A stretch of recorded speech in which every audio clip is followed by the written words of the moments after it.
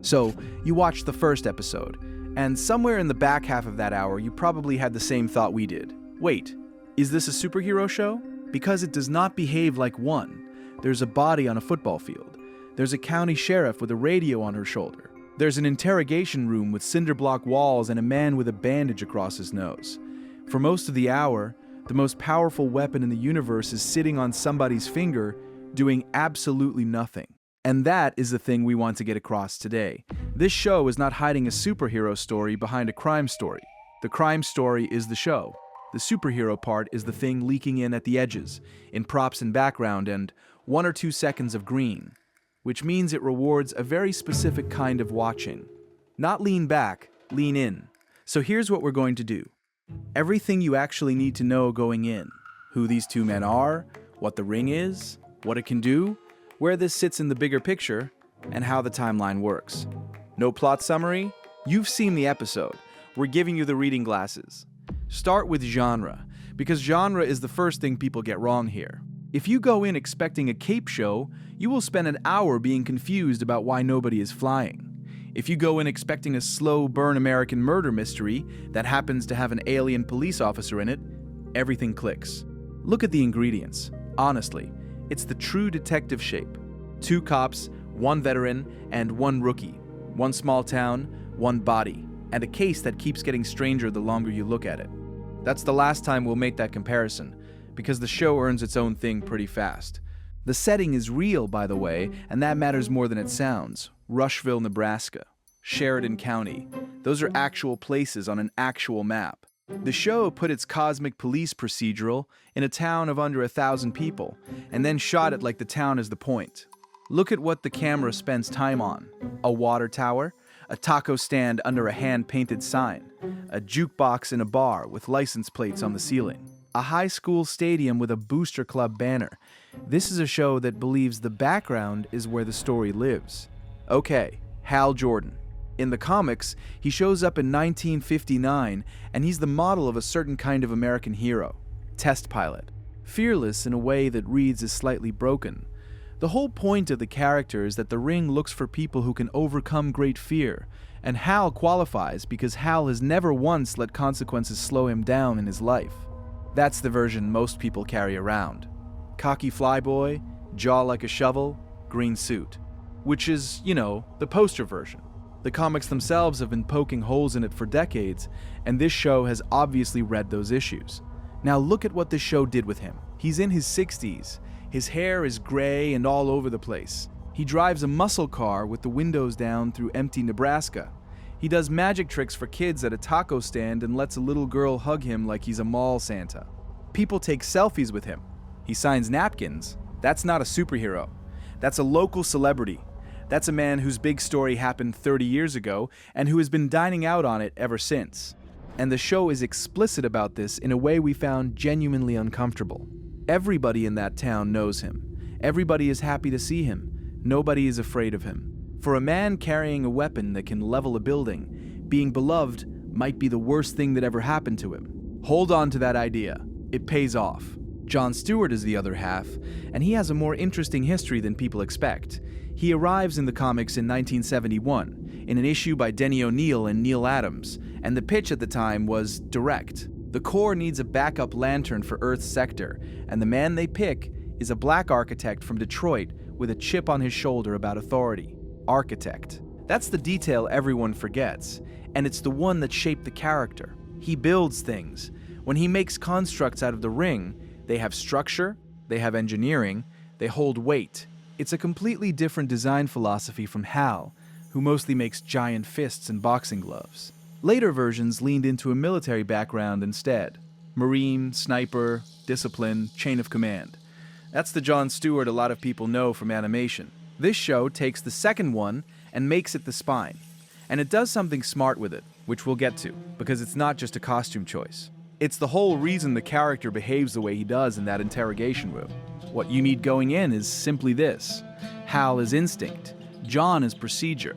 Hal was chosen because fear has never once stopped him. John is the kind of man who feels it, names it, and works anyway. Those are 2 different definitions of courage, and the show is going to make them argue. Right, the ring. Here's the thing people overcomplicate. A Green Lantern ring is a tool that turns willpower into matter. You picture something, you want it hard enough, it exists. That's it. That's the whole mechanic. It doesn't grant wishes, and it doesn't read minds. It builds. Whatever you can hold clearly in your head, the ring makes out of green light, and it stays there as long as you keep wanting it. Which means the ring is a character test disguised as a weapon. A frightened person makes weak constructs. A distracted person makes sloppy ones. Somebody with a very clear idea of what they want makes something that can stop a truck. The show demonstrates this instead of explaining it. And honestly, that's the best decision in the pilot. Watch what gets made and by whom. Watch the difference in how casually one man uses it versus how carefully the other one does. Nobody says a word about willpower. You just see it. We'll say the obvious quiet part too. If the ring runs on will, then a man who has spent 30 years being adored by a small town and doing card tricks might not have as much of it left as everyone assumes. You need 3 more nouns, and then we're done with homework. The Green Lantern Corps is an interstellar police force. Thousands of officers, each one assigned a chunk of space, each one carrying one of those rings. Cops. Actual cops, with jurisdiction and paperwork and superiors who get annoyed at them. The guardians of the universe are the ones who run it. Small blue immortals with a very long view of history and a very short patience for individual lives. They made the rings. They set the rules. They are not warm. And Sector 2814 is us, Earth's postal code in that system. If somebody in this show says that number out loud, they are saying our address. And the fact that it's a number rather than a name tells you exactly how much the Corps thinks about this planet. That's the whole cosmology you need. Space cops, ancient management, and Earth as an entry on a list. Everything else, all the emotional spectrum stuff, all the War of Light business, all the other colors of rings that the comics eventually piled on, you can skip. It's not in the show yet, and if it arrives, it'll arrive slowly. One name, because it comes up and it will land better if you already have it. Abin Sur. He's the Lantern who had this sector before Hal did. In the comics, he's dying. His ship comes down on Earth, and the ring goes looking for a replacement on its own. It finds a test pilot in the desert who is not afraid, and that's how Hal Jordan gets the job. That's the origin the show is standing on. You don't need the details. You need the shape. The ring chose him. He didn't apply. And that shape matters because this show is very interested in the opposite situation. What happens when the job gets handed over on purpose, by a man, to another man, in a car, on a highway, with nobody in space signing off on it? That's a different story than a ring flying through a window. It's a story about inheritance, and about a mentor deciding who gets to come next. Worth a short detour, because the changes are not cosmetic, and knowing them makes the pilot read differently. In the comics, these two are usually contemporaries, colleagues, sometimes rivals, sometimes friends, but roughly the same generation doing the same job at the same time. Whole runs are built on them bickering as equals. This show pulled them apart by about 30 years and made one the teacher. That single change does an enormous amount of work. It turns every conversation between them into an assessment. It means one of them has already made all his mistakes and the other hasn't made his yet. And it means the show can ask a question the comics rarely bother with. What does a legend actually pass on, and what does he fail to pass on without ever noticing? Second change. The comics gave Hal his ring by accident. A dying alien, a crashed ship, a ring flying off to find whoever was nearest and unafraid. It's a lottery ticket origin. This show is much more interested in a handover that somebody chose, a decision made by a person about another person. That is a completely different moral weight. A lottery has no author, a choice does. Third change, and this is the one comics readers will feel. The show stripped out almost all of the cosmic furniture. No alien vistas, no cathedral on a distant world, no crowd of 1,000 officers in green, just 2 men in a car in Nebraska. We think that's a bet, and a good one. Strip the spectacle and you find out whether the characters were ever the appeal. Turns out they were. One more name and then we'll stop with the roll call. There is a third Earth Lantern who matters in this continuity, and he is written as the single most irritating colleague in the universe. Loud, entitled, permanently convinced he should be in charge. In the comics, he's been around since the late 60s, and the character has always been a bit of a joke that the writers eventually made load-bearing. You do not need his backstory, you need his function. He's the reminder that the ring does not make you a good person. The Corps picked him too, by the same rules, and he turned out like that. Which is a useful thing to hold in your head while watching two men argue about who deserves to carry one. This is the practical bit, and the show does not hold your hand. Lanterns runs on 2 clocks. One thread is Hal training John. The other thread is John working a case on his own, roughly a decade later. The show cuts between them, without announcing it, no captions, no helpful year in the corner. So here's how you actually tell them apart, and this one took us a while to spot. Behind the bleachers at the high school stadium, there's a booster club banner. It congratulates the varsity team, and it has a year on it. That year is your anchor. When you see that stadium looking like that, you're in the earlier thread. There are softer markers too, and once you know to look, you'll catch them everywhere. John's face is the main one, clean-shaven and slightly stiff in the early thread, beard and heavier coat in the later one. Hal's presence is another, and we'll leave that there for the moment. That's the trick, and it's a fair trick. The show trusts you to read a set instead of a title card, which is exactly the kind of thing that gets missed on a first watch when you're half looking at your phone. Now the universe question, because it's the one everyone asks, and the honest answer is a bit annoying. Lanterns is part of the new DC continuity that runs through the recent Superman film and the Peacemaker series. Same world, same rules, same public awareness that people with powers exist and are on television. Can you watch it without those? Technically, yes. The case makes sense on its own, and nobody stops to explain the wider world. But we're going to be straight with you. Some things will pass you by. There's a lantern called Guy Gardner in that continuity, played by the same actor across projects, and he is written as the single most irritating colleague in the universe.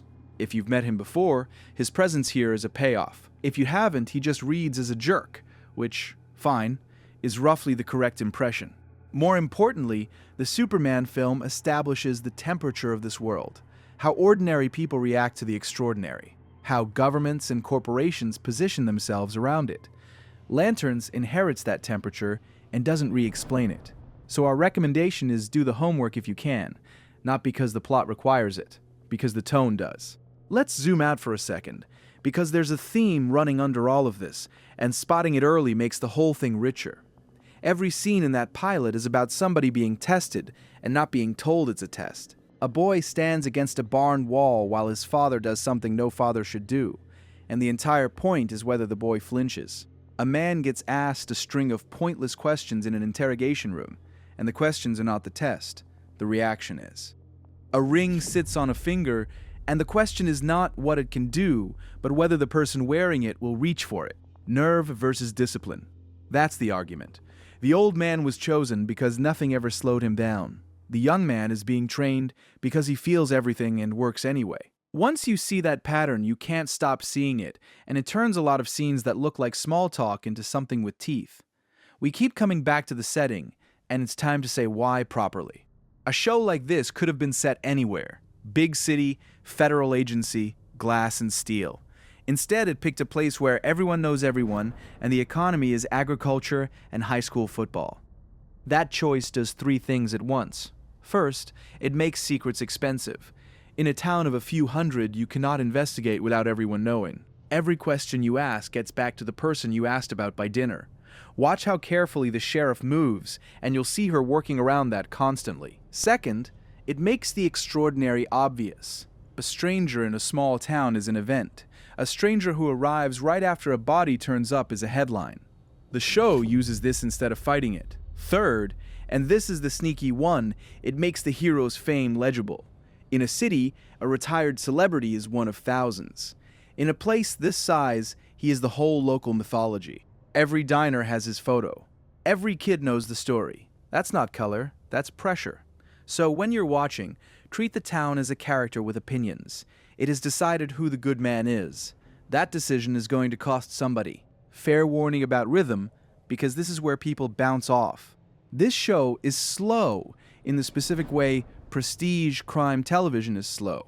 long scenes of two people talking in a room, establishing shots that hold longer than you expect, whole sequences where nothing happens except somebody deciding not to say the thing they're thinking. If that's not your speed, know it going in. But there's a reason for it here, beyond mood. The slowness is how the show hides things.